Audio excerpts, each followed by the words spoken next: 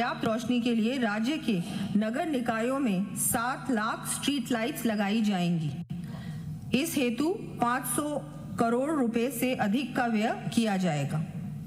प्रदेश में जल भराव की समस्या के निस्तारण, वर्षा जल की व्यवस्थित निकासी तथा बाढ़ सुरक्षा की दृष्टि से जयपुर में 500 करोड़ रुपए एवं अजमेर में 200 करोड़ रुपए के ड्रेनेज सिस्टम के कार्य सहित अलवर, भिवाड़ी, उदयपुर, कोटा, चुरू, पाली, नागौर एवं भरतपुर के नगरीय क्षेत्रों में बाढ़ सुरक्षा हेतु कुल 1020 करोड़ रुपए के कार्य करवाए जाने की मैं घोषणा करती हूं।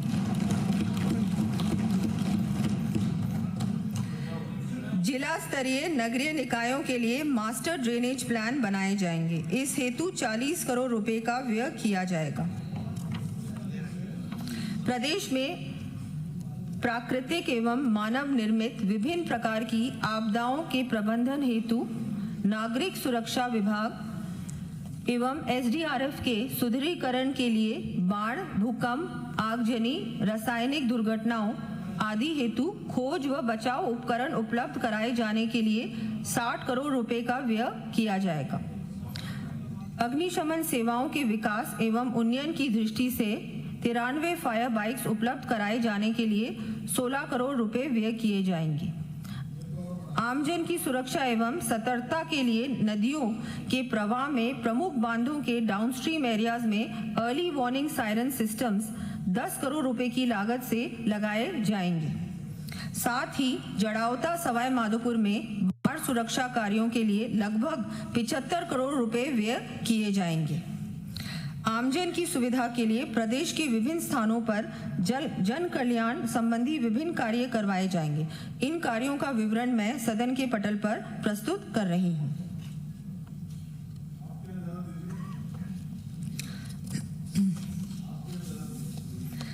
हमारे द्वारा शुरू की गई पंच गौरव योजना के अंतर्गत आगामी वर्ष जिलों में आधारभूत संरचना, पर्यटन उन्नयन, सांस्कृतिक संरक्षण, स्थानीय उत्पादों की ब्रांडिंग तथा नवाचार आधारित परियोजनाओं के लिए 150 करोड़ रुपए का व्यय किया जाएगा।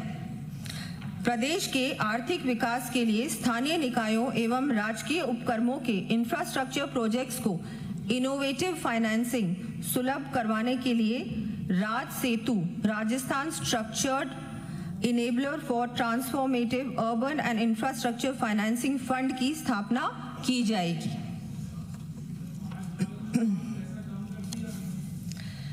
तीसरा स्तंभ औद्योगिक विकास एवं निवेश को प्रोत्साहन।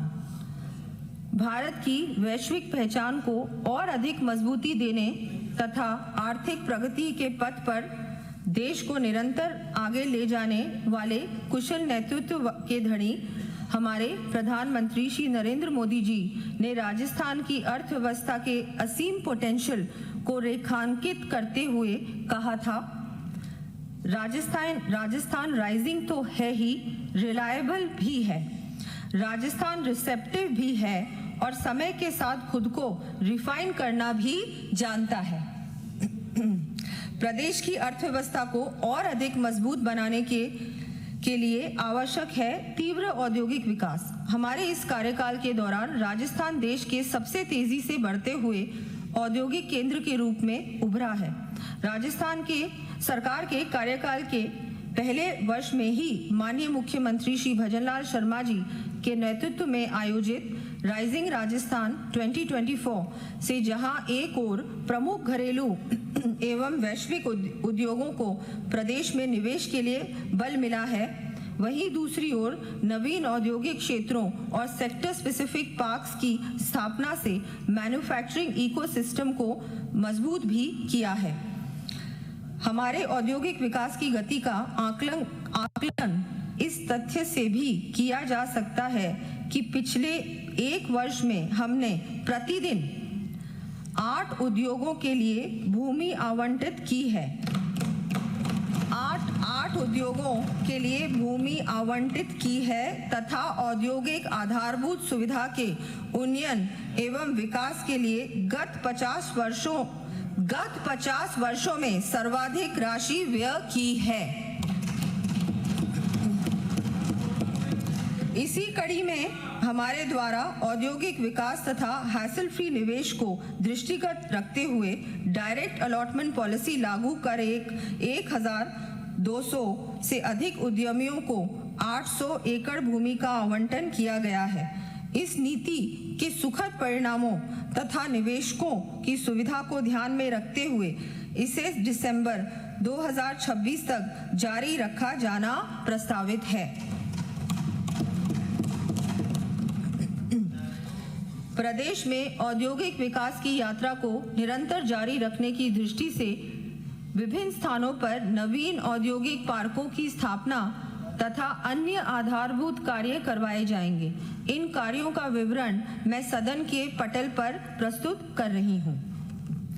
औद्योगिक क्षेत्र एवं आधारभूत संरचनाओं के विकास के लिए लैंड एग्रीगेशन के विकल्प का उपयोग किए जाने हेतु आवश्यक विधिक प्रावधान किए जाने प्रस्तावित हैं।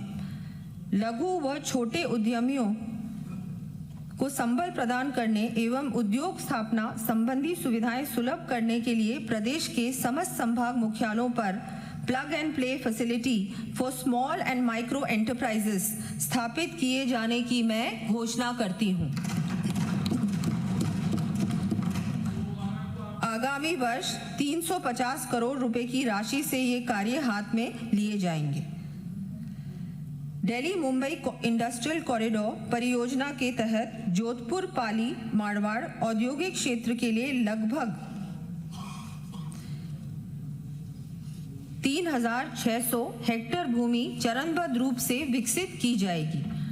प्रथम चरण में सड़क, बिजली, पानी आदि आधारभूत संरचना के कार्यों पर आगामी 2 वर्षों में लगभग 600 करोड़ रुपए का व्यय किया जाना प्रस्तावित है। प्रदेश में लॉजिस्टिक इकोसिस्टम को विकसित करने के लिए एवं डिडवाना कुचामन के पर्वतसर में भूमि आवंटित की गई है। राज्य में और नए लॉजिस्टिक हब्स विकसित किए जाने हेतु निजी क्षेत्र के सहयोग से inline container depot, multi modal logistic hub आदि की स्थापना की जाएगी। देश विदेश के प्रवासी राजस्थानियों से सतत संवाद एवं जुड़ाव के लिए हमारे द्वारा domestic and overseas Rajasthani affairs विभाग का गठन किया गया है। वर्तमान में राजस्थान फाउंडेशन के 26 चैप्टर्स कार्यशील हैं। आगामी वर्ष दक्षिण अफ्रीका, न्यूजीलैंड, कनाडा आदि को सम्मिलित करते हुए 14 नए चैप्टर्स शुरू किए जाएंगे। माटी कला से जुड़े कलाकारों के उत्थान के लिए आगामी वर्ष 5,000 इलेक्ट्रिक व्हील्स व मिट्टी गूंथने की मशीनें उपलब्ध करवाई जाएंगी। इस हेतु 15 करोड़ रुपए का व्यय किया जाएगा। राजस्थान ओडीओपी पॉलिसी 2024 के अंतर्गत इकाइयों की स्थापना के साथ साथ विस्तार हेतु ऋण लेने वाली सूक्ष्म एवं लघु इकाइयों को मार्जिन मनी उपलब्ध करवाए जाने के लिए 15 करोड़ रुपए का प्रावधान किया जाना प्रस्तावित है। मंत्री जी सो गए सर? जग रहे हैं। आपने जगा दिया बहुत।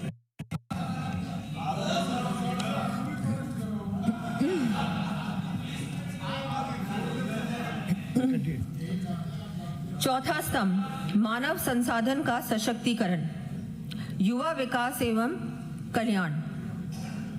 संयुक्त राष्ट्र संघ के पूर्व सेक्रेटरी जनरल, नोबेल शांति पुरस्कार विजेता कोफी आनान ने कहा था, Young people should be at the forefront of global change and innovation. Empowered, they can be key agents for development and peace. अर्थात युवाओं को वैश्विक परिवर्तन एवं नवाचार के लिए अग्रणी होना चाहिए। सशक्त युवा विकास और शांति के प्रमुख कारक सिद्ध हो सकते हैं।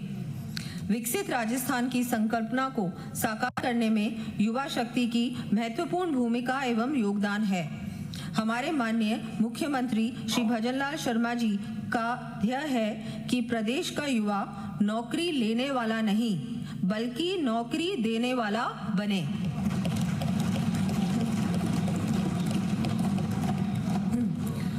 हमारे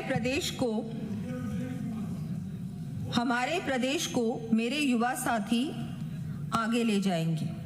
उनके सपने सितारे बनकर आसमान में चमके। ऐसा वातावरण तैयार करना हमारी जिम्मेदारी है। इसे ध्यान में रखते हुए हमने युवाओं के लिए vocational education, skill enhancement, career counselling के साथ साथ प्रक्रियाओं के सरलीकरण तथा शून्य अथवा न्यून ब्याज पर वित्त की उपलब्धता आदि पर विशेष फोकस किया है।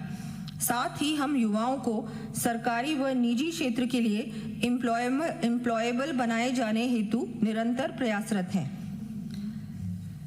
प्रदेश के युवाओं को स्वरोजगार के अवसर उपलब्ध करवाने के उद्देश्य से मुख्यमंत्री युवा स्वरोजगार योजना प्रारंभ की गई है। इसके अंतर्गत 1 लाख युवाओं को 10 लाख रुपए तक के ऋण पर 100% ब्याज अनुदान तथा मार्जिन मनी अनुदान आदि की सुविधा दी जाएगी,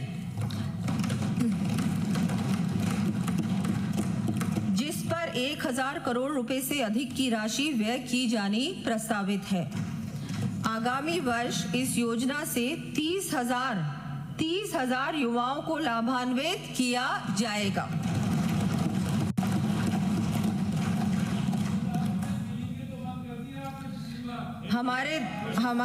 हमारे द्वारा प्रतियोगी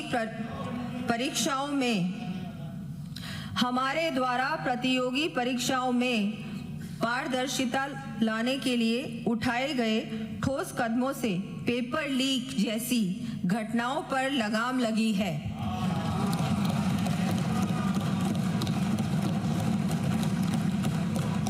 जिससे युवाओं में नई आशा का संचार हुआ है।